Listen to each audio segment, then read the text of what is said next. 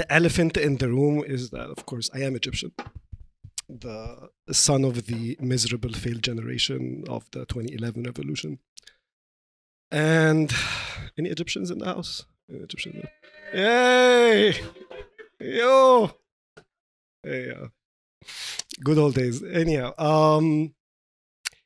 and what happened, I don't know if Hala talked about this or what happened in the past since, like 2013 until now, since the coup, or like what the regime likes to call a revolution, is that the space for expression has been shrinking every passing year.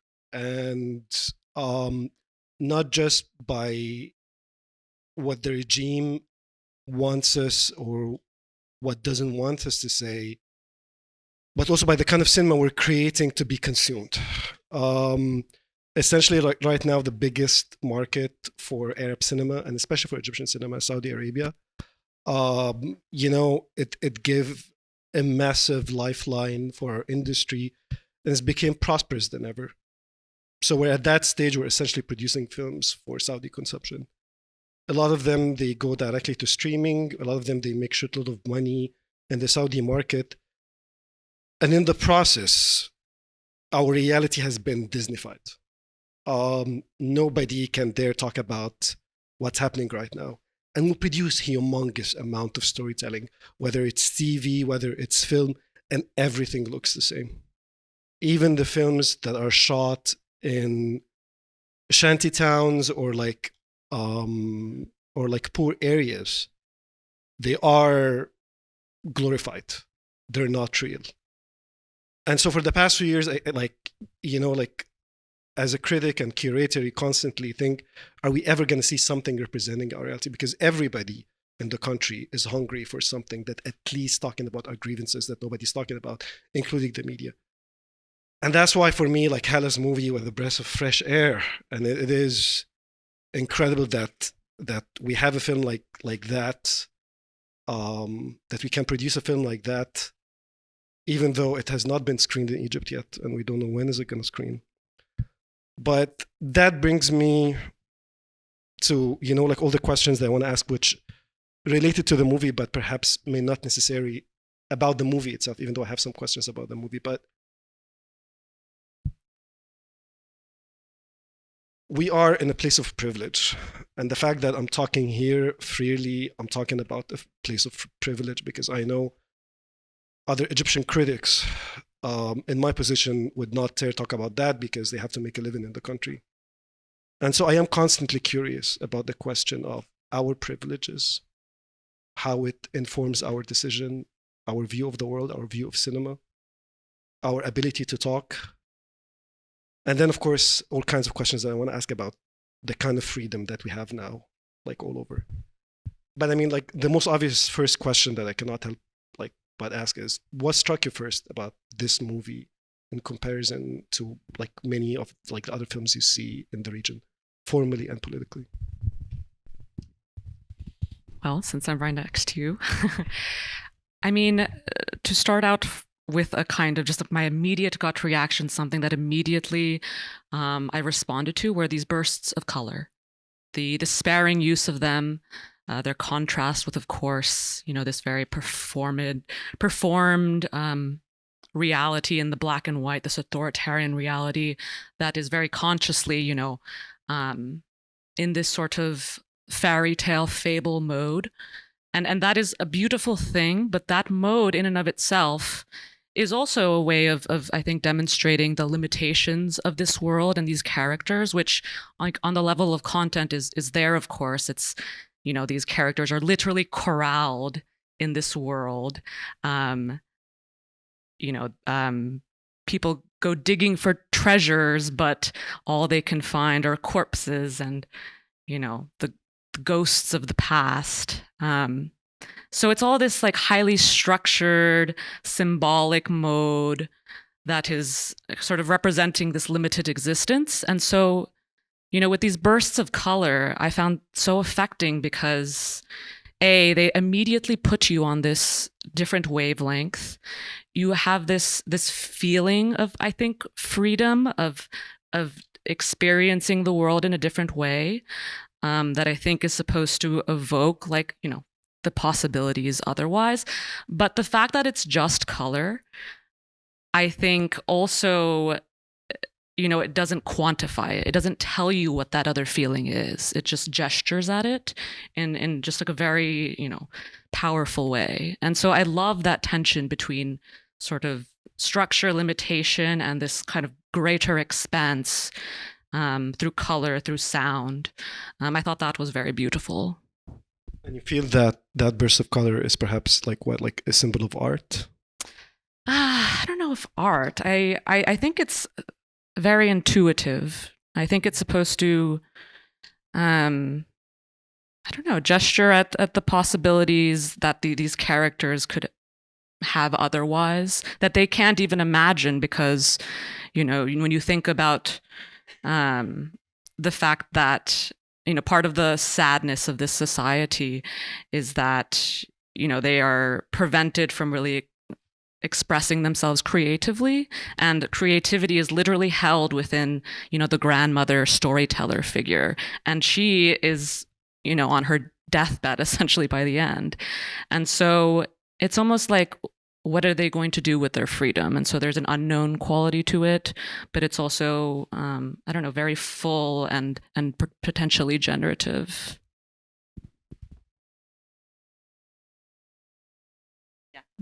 You were mentioning Saudi Arabia as a market, but I was also thinking about the Western festival circuits, where these films from the Middle East and other Arab countries circulate and represent a certain identity, where critics or distributors, producers, or pitchers, or who put money on these films, also kind of categorize and consume these films through certain narratives and in their heads.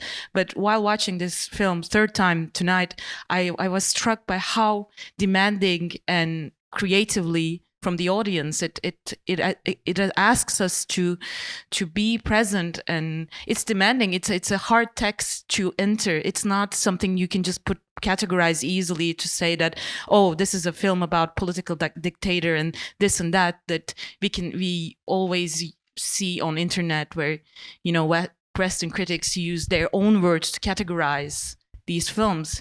So I think it's such a dignifying and inspiring thing to see a film that resists to put into categories that is not necessarily define itself. Maybe that's what struck me the most tonight. I hope I can rise up to the words of my colleagues. I will also refer to something that you were saying earlier, meaning this Disneyfication and sort of the inherent privilege of accessing this kind of cinematic discourse. I think this Disneyfication that you're talking about, and this rendering blend of the cinematic discourse, of the mass cinematic discourse, under, of course, the control of censorship and national boards and so on and so forth, corporate interests. I think it also very much has to do with erasing cinema history at the same time, erasing films that have revolutionary and very deeply political potential. So, and by this and historicism, really, I mean, these Disneyfied films present themselves as if there has never been any other kind of cinema other than themselves. So in that key, what really struck me tonight about the film is that I feel it creates such a powerful connection with the history of cinema. By this I mean with films from the 50s, from the 60s. I had some very strong feelings during the screening. I mean, it recalled a lot of Italian neorealist films, for example, in the technique, in the mise en scène, and even in the ways that the characters are profiled. So Abdo really, like, at times he reminded me of Alain Delon in Rocco e suoi fratelli, and other times he reminded me of Alain Delon in Purple Noon. So I think that really struck me tonight, is that this film is creating this arch over time with a kind of cinema that isn't really practiced nowadays in the world at large, but especially in countries that are facing these problems of political censorship. I hope what I said made sense. Before we continue, I completely forgot to ask about this. How much time do we have?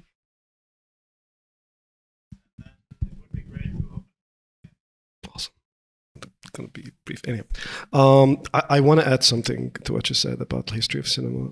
I also want to add Egyptian cinema in terms of film history, because the film has, I don't know if anybody knows this, but I mean, we had like the biggest film industry in the region and the oldest film industry that is essentially old.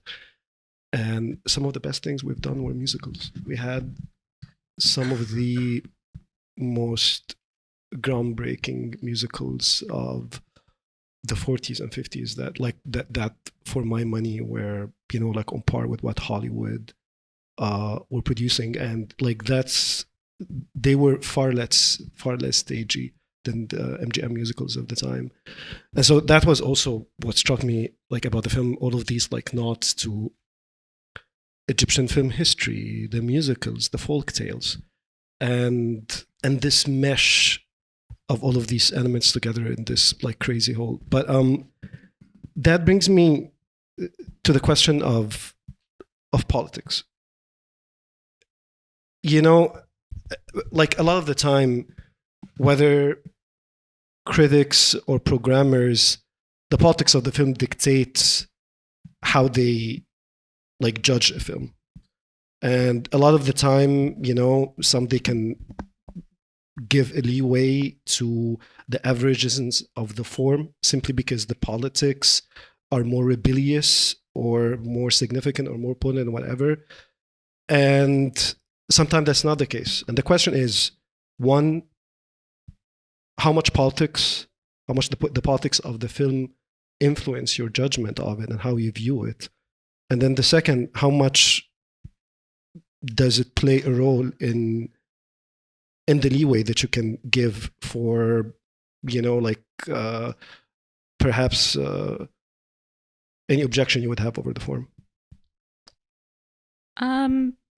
Well, you know, with the specifics of the politics of this film in particular, I mean, as someone that's not super familiar with like the intricacies of, you know, Egyptian history, you know, I found that it simply spurred more questions than it did answers. Like, it, instead of sort of confirming what I already knew, it just kind of encouraged me to be like, what is going on here? Why can I not make sense of these things? But it, I don't know, I think it was an invitation to explore more. But kind of related to this, but going off what we were saying earlier about film history and Disneyfication, it's kind of stunning to me how, you know, this film is so original, but so much of, I guess, like the Western treatment of films from, you know, Egypt and other countries is that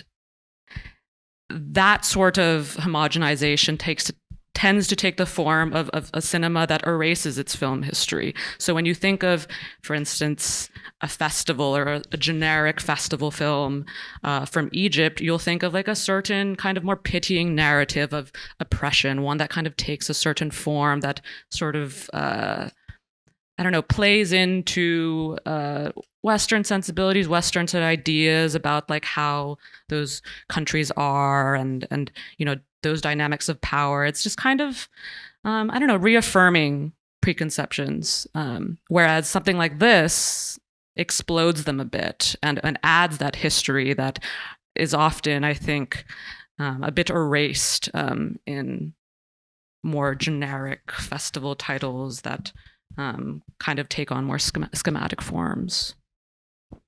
I don't know if this answers the question, but what I think it's really interesting how film is really self-conscious of its own means of production through the character of Galala, I think, because I think lots of creative people who want to tell stories finds themselves in a similar position to have to compromise with the system to protect or to express themselves. So I think that's what kind of distinguishes this film, because it's also tells things that informs its own production and in its own existence in a larger landscape of cinema. And also I would add that oftentimes when we think of political cinema, we might be misled into categorizing it only as militant cinema, or as Beatrice was saying, a kind of cinema that is a little bit miserabilistic, that is very much indulging in reproducing structures of pain and social. It's really, really voyeuristic when it comes to portraying the character's pain, A or B, and this is very much also characteristic of European cinema post the Dardenne brothers and so on and so forth. Or militant cinema, and then again we come back to the history of cinema to the 60s, 70s, etc.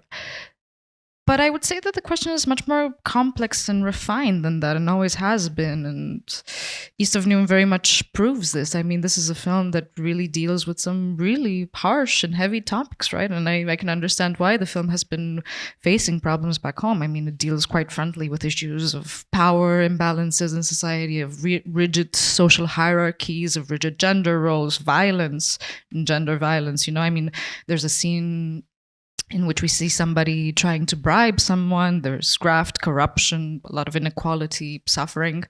So these are all extremely political things, but the way that Hala works with these things is so allegorical, is so natural, is so intertwined with this oniric quality of the film that she really alludes, and the film itself and the performances of the actors elude this really simple categorization of political cinema.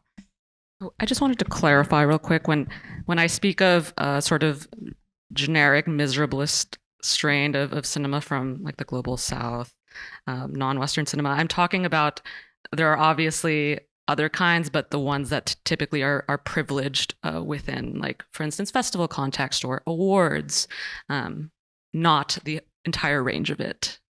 No, I mean, you don't have to be apologetic. I mean, I 100% agree with you. I mean, if you like analyze all some of the Middle Eastern movies that have been nominated for the Oscar and have been feted by critics over the past few years, there's always under very familiar categories. It's either poverty porn, refugees, wars, or some kind of those issues, and it never deviates from that. And I mean, like, reason why I was asking these questions, because I feel that I think the worst type of colonization that we can face right now, including what's happening also with the Palestinian issue, is our ability to self-criticize and our ability to look at ourselves and our work and say, you know, like, this is not good or this is not bad, and that, you know, like, we're not entirely as victims. So it is, you know, like, I always feel it is incredible, this amount of oversympathy that sometimes some of these movies have, and, you know, like the leeway that sometimes is given to films that are clearly very exploitative, but just because we feel that, oh, like, it does this, then, you know, like, it's okay to give it some praise. Like the movie, are there any movie nominated for the Oscar which I feel the same exact way about it? But that's a different story. Anyhow, no, I think it's quite a similar story, because that's exactly what we're talking about, referring to festival narratives and what's been highlighted in the circuits.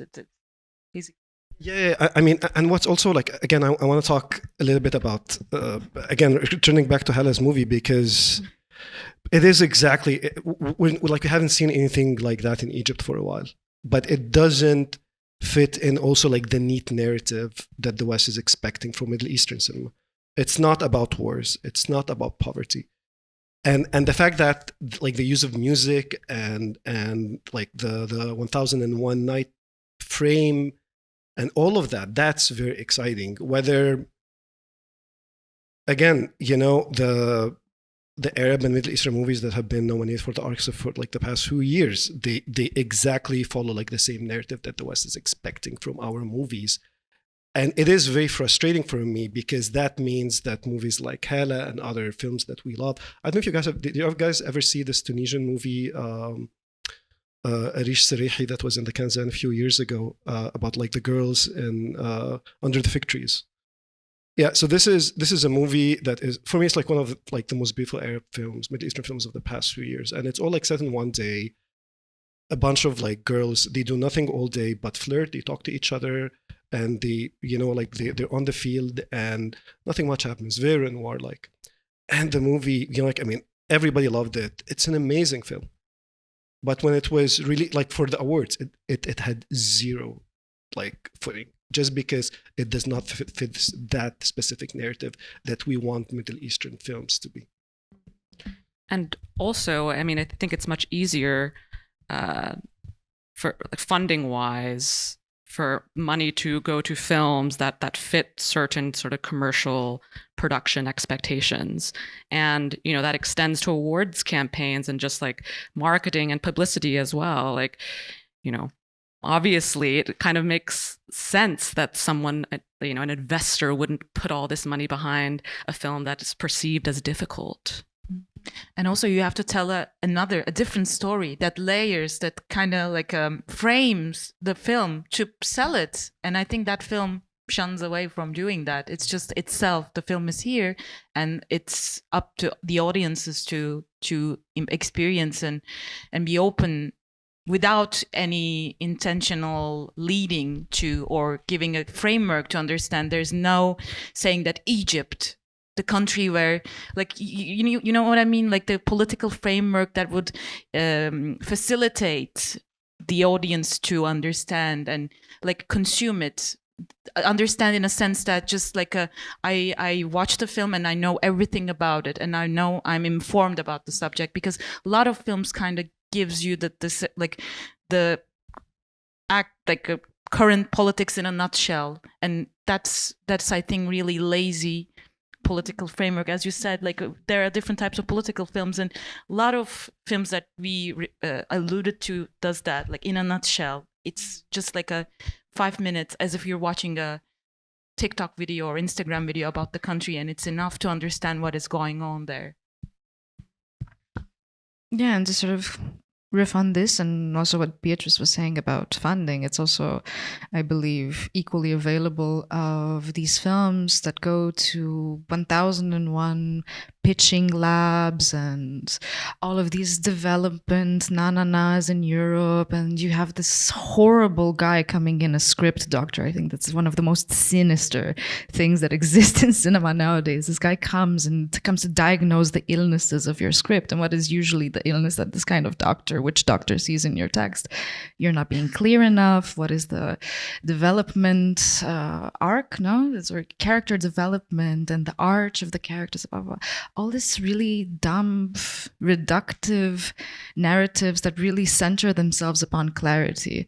And yeah, just to come back to this idea of Disneyfication, clarity is one of them. This entire idea that film has to be to present itself as something that is self-understandable. No, that if a film is somehow at fault for not being easy to be understood, and that one of the main qualities you should search for in a cinematic narrative is understanding, identification, all of these things.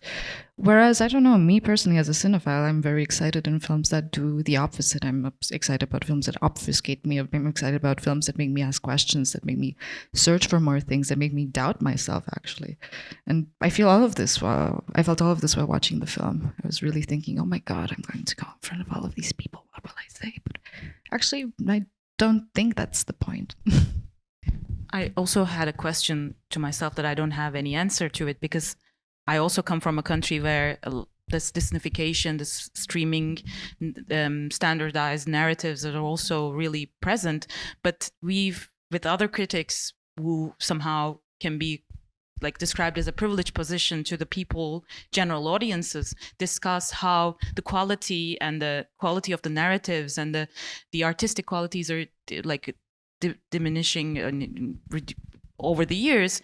But at the same time, if the general audiences aren't happily consuming and watching these Disneyfication or standardized narratives, what are our positions, our responsibility or take to criticize and to interact with the public? Because I'm also I don't have an answer for that. But if the public is happy watching these standardized narratives, then what? What should we do then? It's more like an open question, but that's what really I kept thinking about this. because basically a question about like how this film would be perceived by the general Egyptian audience. It's a question that I remember I was telling Hala this. I saw it like when I was watching the movie for the first time, and I saw it like I was like, on the first 30 minutes, I'm like, I'm not sure where this thing is going. I'm not sure if like the audience will really get this. But then the more you get into it, and the more, of course, like when like all the layers unfold and unpeel, and then you realize that I found myself like reacting like so strongly to it, simply because I'm like, there was that sense of catharsis where I felt finally we're seeing something that is representing the state of repression that we've been struggling with for more than a decade, and that we are more entrenched with now more than any other time in my lifetime, at least. And so it's also, yes, like I come from a very like suburban family who like live in the LA suburbs, and they voted Trump and they think Elon Musk is awesome, and every time like I would give them something that is remotely peculiar, they would ask question like like, why is this movie in black and white, or why, all kinds of like strange questions. But there is, there's a question of also like, why are we making movies to ourselves, or are we trying to make a change? Are we trying to influence and change, or are we just like talking to ourselves and we're stuck in this echo chamber that has no impact whatsoever on a world that is going more and more to the far right? And I feel like, I don't know, like, it's a question also like for you guys, but what's interesting about like this movie is I do feel it strikes the right balance of having a very clear message without like without compromising its artistic integrity. But how many movies can do that? And again, it's a question of what like the time we're in right now. How do you strike this balance? And when do we like, is this the right time to do something that is very austeric, or just like very artistic and uncompromised, but at the same time impenetrable? Or is this like a different time that we need to think of a different strategy, when like clearly like the world is really going to hell right now? I don't think that filmmakers should be making these films thinking that, oh, it needs to like access the most amount of people, we need to be able to convert. I think they should kind of just go with what their gut tells them. That's kind of like the beauty of creativity and individuality as an artist. I think the issue is more just distribution, the like changing nature of the fact that cinema, whether we like it or not, is no longer the popular entertainment art form. It's just not. That's changed into television, to I guess whatever the phones provide us. And so what we can do as critics, I feel like, is champion what we love, but also champion particular venues and ways of recreating that sort of experience of witnessing a film that you can't really at home. And so it's, I guess what I'm saying is the theatrical experience, film festivals. These are obviously, rarer opportunities, but like these are ways in which you can actually like sit down and like take in a film in all of its fullness. And like, to be honest, I can't ask my mom to watch this film at home and sit with it without her complaining. But perhaps there's a possibility if I'm like, come to this event, this community event, and just sit and watch it and take it in. And there's a different experience to that, where I think that people would be more amenable to difficulty.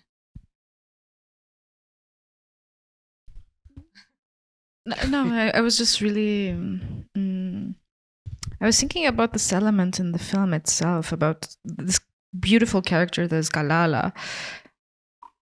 Of course, the time in the film is really liquid, and again, I really hope I'm not, I'm in no sense an authority on the history of Egyptian cinema and Egyptian history, but at the same time, watching it, and again, with my pretty basic grasp in knowledge of things, Galala seems to be somebody that has lived through a time that seemed to be more politically, I don't know, hopeful.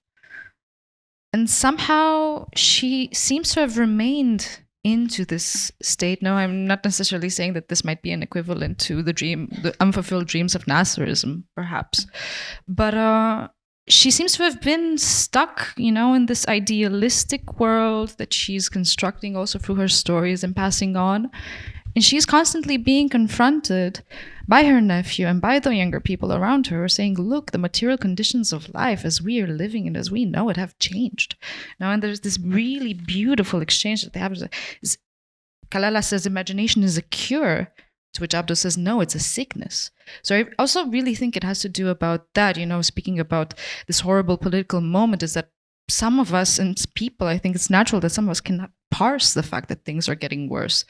It is natural that some of us remain somehow stuck in certain utopic political ideals that we might have lived through at certain points in our lives.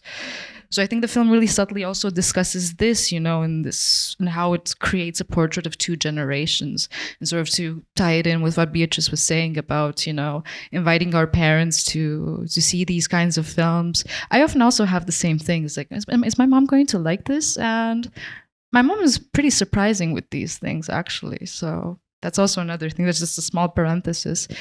But yeah, I would think about things in this way. I think this is another way we close our eyes to the worsening of the political situation around the world. We close our eyes to the Palestinian genocide. We find narratives through which, we justify keeping on going with our small little lives in this world while all these atrocities are happening, and trying to suppress our sense of dread. And I think that's there in the film. It's there in the stories that we tell ourselves, and in the ways that we tragically end up reproducing power structures and narratives of of said power structures, of consumerism, of so on and so forth, in our case. So it's peculiar, and again, I agree that we should not put such a harsh and strong burden on the shoulders of filmmakers, and on the shoulders of truly any individual person that is not a politician, maybe, and not even politicians. I think what we should strive for is to work together in communities. And as you said, Beatrice, to champion each other's voices and to truly speak about what we love and what we truly believe in as much, as these things allow us. As you said, sometimes this compromises it can compromise our means of income. For example, Öykü and I, we're striking the Berlinale. That's not exactly a light decision to take. It's not something that is very good from a careerist perspective, but we have decided to do that. So yeah, also I kind of identified myself, but maybe other creative people, with Galala, because okay, so there are options of how to navigate this regime, right? To be part of it, but try to preserve your integrity, but still somehow trying to navigate it, or completely reject it and be an outsider. So as you were saying, because I think with the idealism, there's another trend, maybe the exact opposite of it, completely rejecting and being in this doomer state of everything is going to hell. Why bother trying to change it, because it's going to get worse and worse. So even though there's problematic aspects of idealism, it's the other way around is also not helpful either. So I think somehow we end up being in the middle position of trying to work it out, even though how it's not the ideal that you imagine, that you want to have. So I think even with our position, or striking is the same question we asked ourselves by saying okay, should we just put ourselves completely outside and say, no, we're not doing this? Or should we be there and try to do it? And it's the same question of integrity and And I don't have a clear answer to that, unfortunately. I don't know what's the right or wrong, but these are the positions that exist, and that we have to assume the repercussions, be it moral, financial, and yeah. I don't know if it makes sense what I say. Like I got a sheet about the character of Galala, so that, you know, I just like have to blurt it out loud. Apparently, Hala told me that. Should I not say it? Okay. Oh, is this recorded? Okay. I'm not gonna say it. Backtrack. It is based. All I can say is it's based on an actual artist that who was like one of the few amazing figures who were able to, you know, like function in like the authoritarian framework that Egypt was in the 90s, and producing these very critical work that were also like very accessible and very popular, and yet very critical at the same time.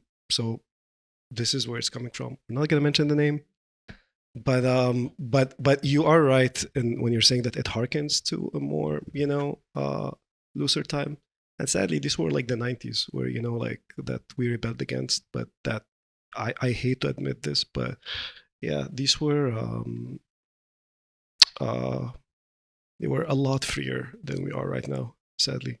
I have a couple of more questions, and then we're gonna open up the room for like, you know, like questions also, because we want to hear from you.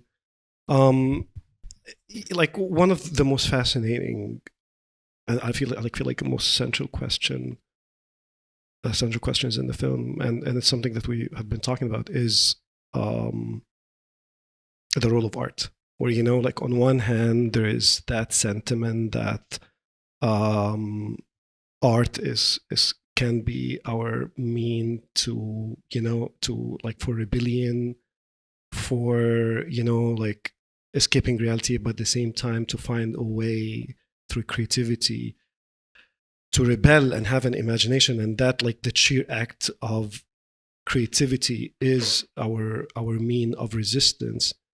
At the same time, you know, like art can be like opium for the masses, which is like happening right now in Egypt and other countries, where, you know, like it's just like pure entertainment that is designed to blind us from like the reality that like the larger reality that we are now. So how do you feel about that? I mean, with everything that's happening now with the global context. I mean, this kind of goes back to the question of privilege. However radical my views are, whatever I write that can be, you know, something that might sound provocative or that pushes, you know, political buttons. The way I, you know, practice my job as a critic, I find it's fundamentally very bourgeois. Like, and I have no pretenses about that.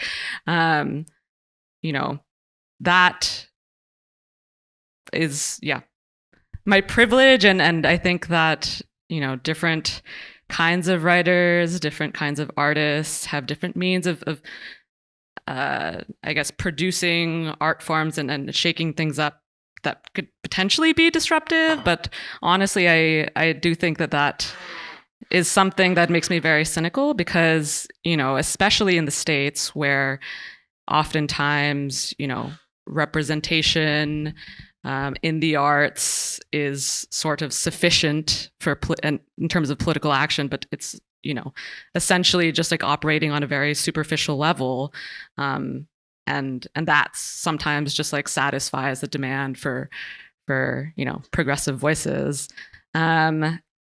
It's a difficult task. I am pretty cynical about it, I must say.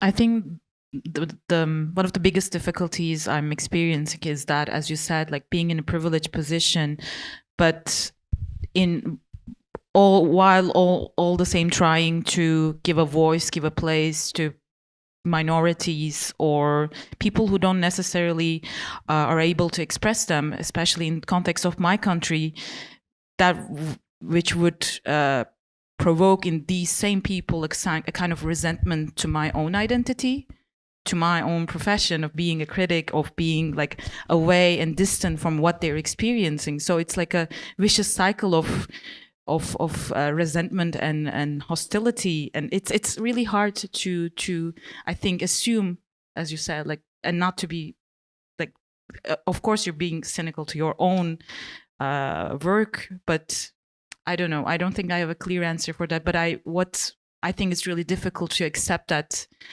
and still go on working while knowing that lots of, I think, artists and writers and critics working in foreign countries or in a more privileged position experience that. And I think you need a maybe more strong moral force or patience and understanding, because I think there's an anger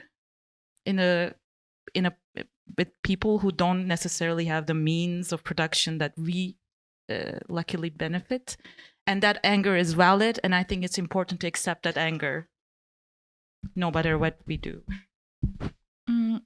I think to the same degree it's also important for us to not treat ourselves as we were the Elon Musks of the world. Let's be honest. We are also very precarious workers, a lot of us. And I think it's easy to, work with this assumption that we're all privileged, which we are.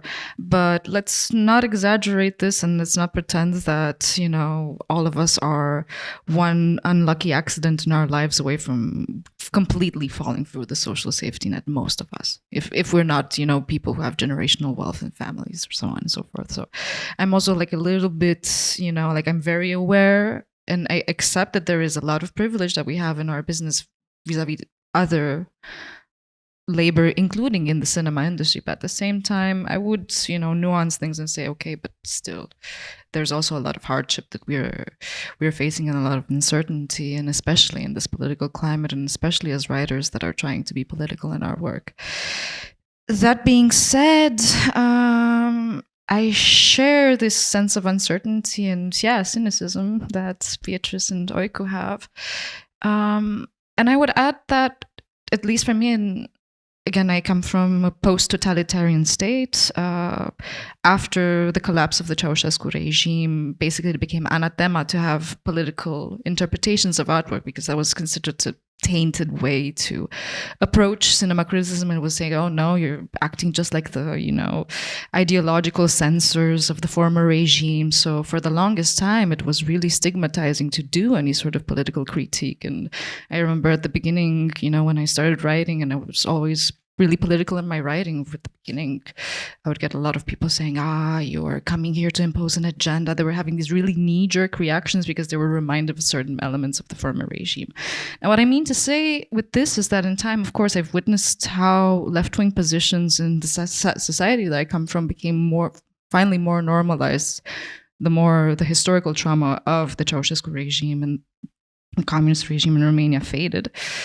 But at the same time, I've noticed this other shift, and I've noticed it rather more in Central Western Europe, sometimes in the United States as well, is that there is a tendency with certain institutions, more or less formal, to appropriate ideals of political resistance, but to appropriate them merely as aesthetics, right? To appropriate them sort of to say, look, we are these institutions that sanction, and through the platforms that we have, we allow this kind of political resistance. You do not see what they don't allow, right? So what I'm saying is that they're appropriated at this aesthetical level and sort of to reinforce their positions as progressive institutions, when in fact, a lot of them are the exact opposite of this, right? I mean, they're really refractory to any meaningful change. They're really uninvolved in ways of, actually, so to simplify, to practice what they preach. So they appropriate the work of artists who are radical. They appropriate the works of critics who are radical, and so on and so forth, to reconsolidate these images and actually to let things go on, to make business as usual.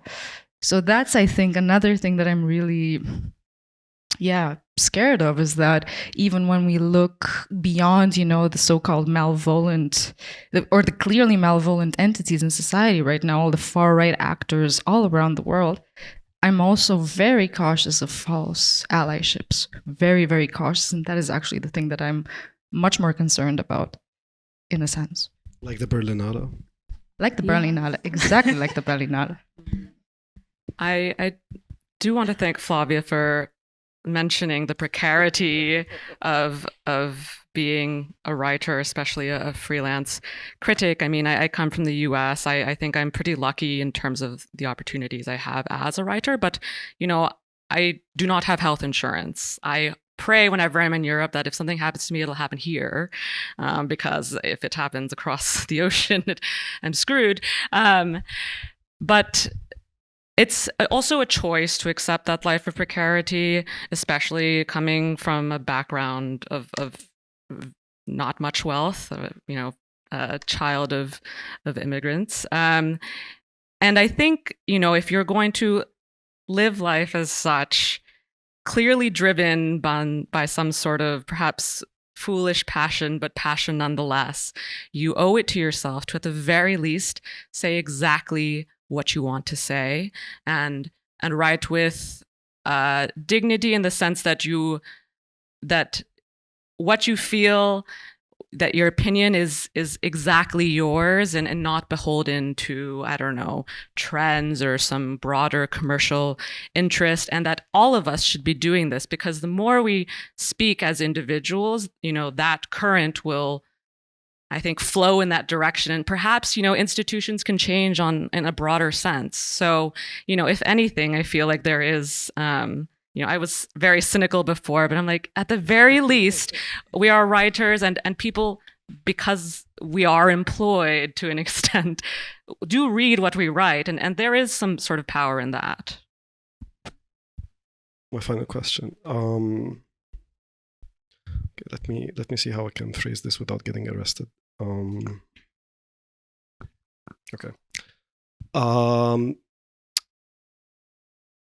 So last time I worked in Egypt was 10 years ago, and it was the year our current president came into power, and I was no longer able to work in the country simply because I could no longer say or write whatever I wanted to write under this regime. Not only like I couldn't do it, I wasn't allowed to. It was made like very clear in the subsequent years that, I mean, like, I have no place in there. They didn't want me. And so, you know, like, I not fled, but I mean, you know, I've been working between Europe and the US and different places for like the past decade, where, you know, curate as freely as I want, write as freely as I want, you know. But then 2023 happened, and October 7th happened. And over the past year and a half, I started questioning the presumed freedom that I had, or that I thought I enjoyed, where there is now everything that I write, whether everything that I'm talking about, including what I'm like saying right now, am I really free to talk as, you know, as much as I want without like getting into trouble? Am I, you know, can I really like write whatever is on my mind without somebody accusing me of something, given how incredibly reductive the conversation has been about the Middle Eastern situation over the past year and a half? And the more time passed by, the more I realized that I feel like this presumed freedom that I maybe naively thought that I had is eroding. And so my final question is, this year, February 2025, how free are we really?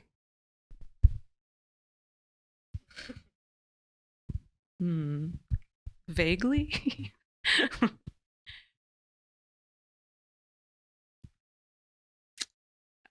Go first every time. You want to go first? Anybody want to go first? I mean, to some extent, we are the masters of our bodies and what we decide to say. But, you know, to the extent that we need to pay the rent and you know, live among certain family members or certain people in communities, like, that's obviously a limit.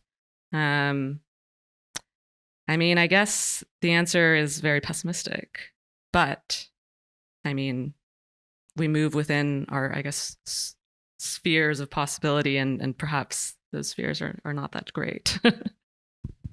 I'll give you an example of something I witnessed, totally unrelated context, but I was writing a piece about Nuri Bilge Ceylan's last film, and I wanted to mention like what was going on in Turkey. This was for a Turkish outlet, and they asked me to not to like go in government or elections and everything, which was really important for me in my piece.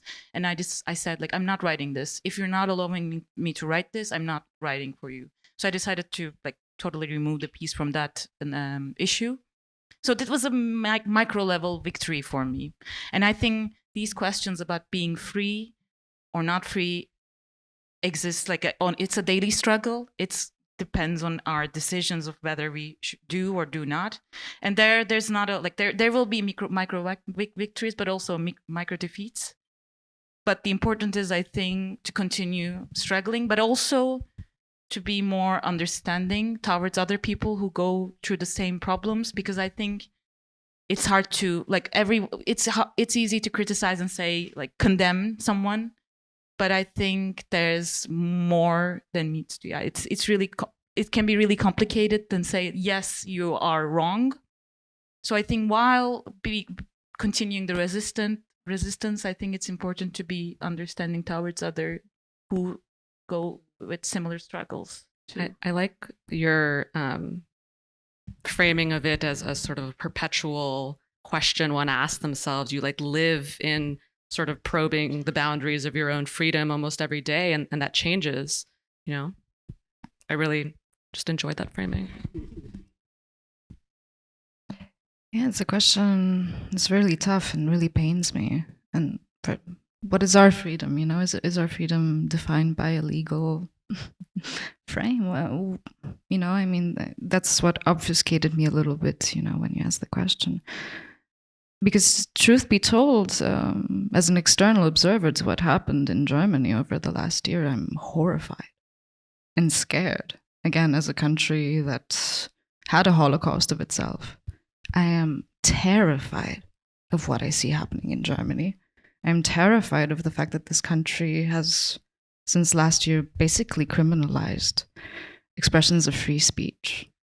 And that said, criminalization of free speech comes with a horrifying price, which the rest of us people in Europe see, and we're very scared to notice that people in Germany don't seem to be noticing the same thing.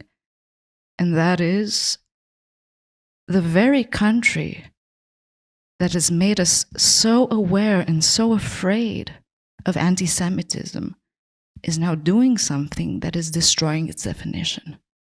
It's turning, and it's horrible to say this. The rest of the world is looking at this and we are terrified. We are terrified when Germany comes and toys with this definition. And this is messed up.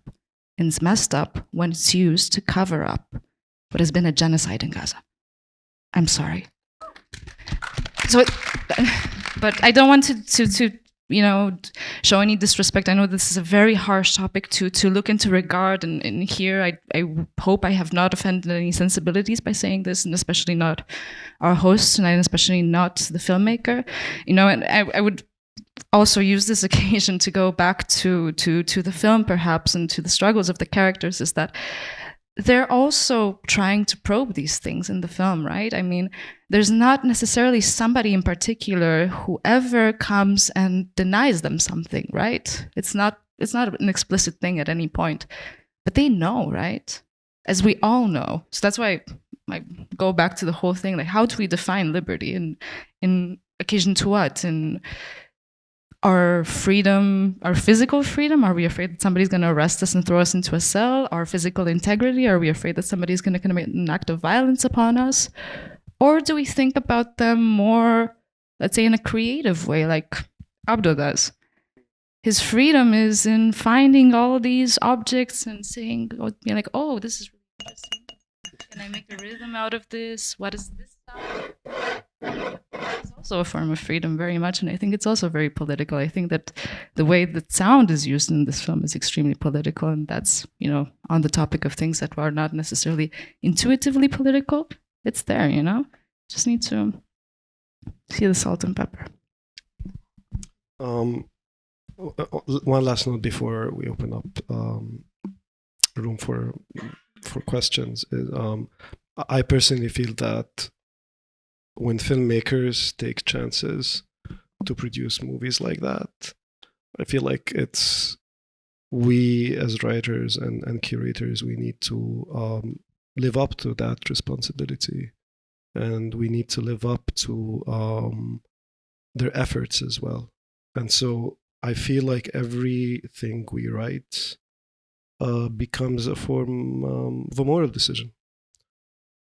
Just like everything we curate and put in a program of a festival, every single movie becomes a moral decision.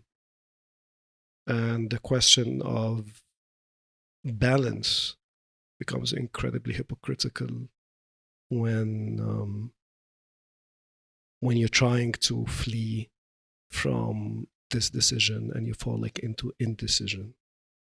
That for me is moral hypocrisy. Any questions? Anybody wants to say anything or anything about Egyptian movies or anything? Anybody?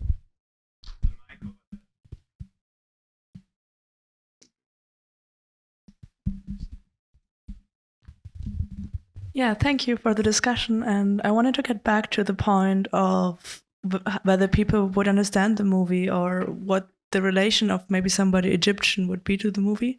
I myself am half Egyptian, and I found it quite surprising that the general idea was that this would be maybe something really abstract and maybe not understandable to people in Egypt, because I felt a lot of the things were highly relatable. This whole image of sugar all the time. I was just thinking of Soya So and that line, Habibi azlu sukar min aina giblu sukar. I mean, I feel every Egyptian has heard that song. Everyone knows that. But I was also thinking of like this idea, you need something from the state, and you're already thinking, okay, what in my house can I pack to give to that damn person so that I get what I need? Can I take the donkey? Can I take the entire house? How do I get what I need? The idea of the sea as something that captivates the propertied classes, but also that's as something that seems to be inaccessible to the rest of society. I was just thinking of Idris Ali's book Poor, and the way he describes how there's no space or no right to the sea anymore. And I feel that a lot of the images in the movie are also that idea of like that grandmother telling stories and saying, but I'm protecting you. I think everyone who has children in Egypt and who likes to have their own thoughts that might be different from the government's tends to think, but what do I tell my children? What if they say that in school? What if they repeat what I'm thinking and put themselves into danger? Is telling stories really just luring someone in or intending to harm them, intending to make them accept their situation, or isn't it protection as well? So I just wanted to add maybe that perspective, that I guess from an Egyptian perspective, a lot of the things are highly relatable and maybe highly recognizable, even for a person who's maybe not super political. Thank you. Just want to comment on that. I mean, the sea in particular is something that I just want to emphasize is very smartly put in the film, because over like maybe the past decade, the access to the sea has become a class battleground. Who access to the sea and what type of sea and what type of beach has become the ultimate class battleground. Like, you guys are doing something about class tomorrow. Very awesome point there. And yes, it's. I feel like how it's put in the movie so shrewdly and subtly is very brilliant and incredibly urgent. I feel like that's one of the many like assets of the film, having all of these current political connotations that are done in such an indirect way. I totally agree with the mothers. Like, I mean, we have come from like the post-Nasser defeatist generation who, you know, like, I mean, we're constantly being told by our mothers this thing in Egypt, like, imshi جنب الحيط, like, walk next to the walls. Just don't pay, you know, like, don't get into politics. Don't say anything. The best way to behave and to be a good citizen is say nothing and do nothing. And that's also like incredibly touched upon in like also in a very shrewd way. Yeah. Questions, comments, anything, anybody? Anybody?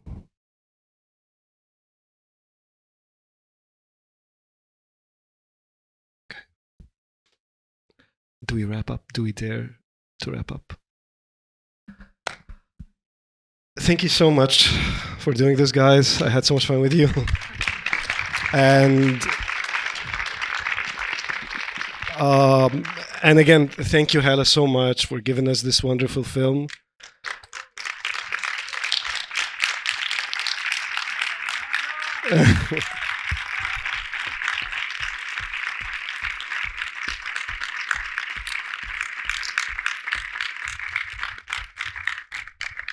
Let's hope the government give you shooting permission for your next movie. Thank you so much for. Thank you so much, guys. Have a good night.